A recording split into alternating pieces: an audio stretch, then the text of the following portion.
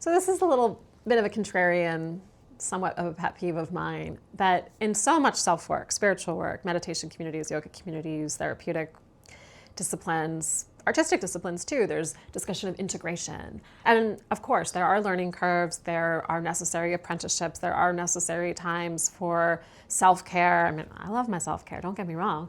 It's all, or, allowing oneself to absorb things, or their nervous system absorb things in a way that isn't overwhelming for the system.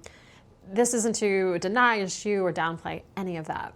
But there is a big, philosophical discussion around, integration is so difficult. And I heard that a lot coming out of my meditation teacher training, and how, difficult it would be integrating back into life. And, to a certain extent, it was why the Alexander training program over 3 years was structured the way it was, so that your nervous system could have time off to integrate, like the vast changes that you were undergoing through the different terms.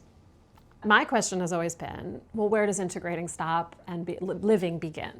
Because ultimately we are always integrating something, even if it's just the colder temperature today, the lack of humidity in the air, the fact that I'm a year older, or that my grandmother just died. We are always integrating new experiences, new information. And, my teacher actually said that to someone at the end of the training. He's like, well, we can talk about, she was asking a question, someone about the difficulty of integrating and how to prepare for that or something. And he's like, we can talk about that in a minute, but I want to ask the question, like, why does it have to be difficult? It's so important to challenge our assumptions. And maybe it is, quote, difficult for someone in a physical sense, an emotional sense, or whatever sense. And that's not to disregard or downplay their experience. That's their journey, that's their story. And that is absolutely kismet and cosmic and perfect for them. All of our stories, we're all going to have difficulty in life. We're all going to have bliss and beauty and all of the things to some proportion or other.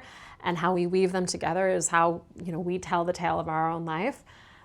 But we can't necessarily assume that what was true for one will be true for us.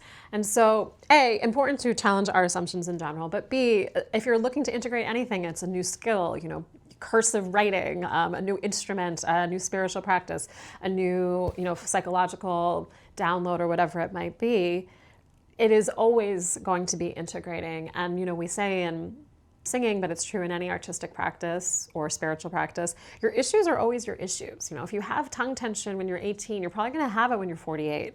It's going to look a little different. It's maybe not going to be debilitating. It might be so subtle that it's a non-issue, but you are going to be aware of it because you've been working with it for 30 years. So in that way, integration to me is just almost a synonym for living. And so whatever it is that you're looking to integrate or get better at, I hope that, you can just have a bit more of a sense of humor and humility about it, because it's not like you're going to wake up one day and be integrated.